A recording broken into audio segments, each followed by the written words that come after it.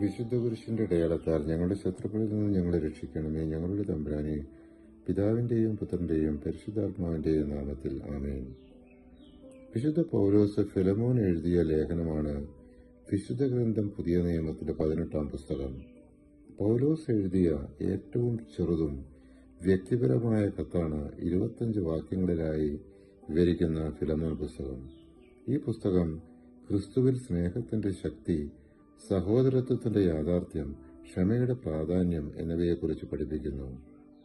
വിശുദ്ധ പൗലോസ് ഒനേസിമോസിനെ അടിമയായി അല്ല, സഹോദരനായി സ്വീകരിക്കണമെന്ന് അഭ്യർത്ഥിക്കുന്നു.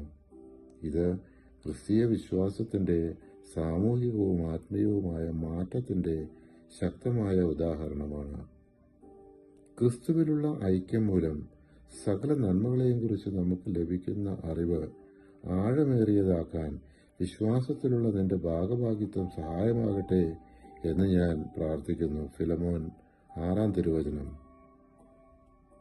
ക്രിസ്തുവിൽ സഹോദരത്വം, അതായത് വിശ്വാസത്തിൽ അടിമയും യജമാനനും തമ്മിലുള്ള വ്യത്യാസം ഇല്ല, എല്ലാവരും സഹോദരന്മാരാണ്.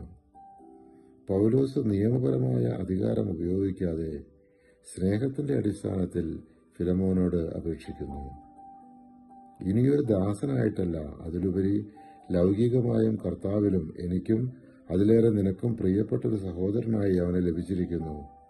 അതുകൊണ്ട് നീ എന്നെ നിന്റെ സഹകാരിയായി പരിഗണിക്കുന്നെങ്കിൽ എന്നെപ്പോലെ അവനെയും സ്വീകരിക്കുക. ഫിലമോൻ 16-ഉം 17-ഉം തിരുവചനങ്ങൾ.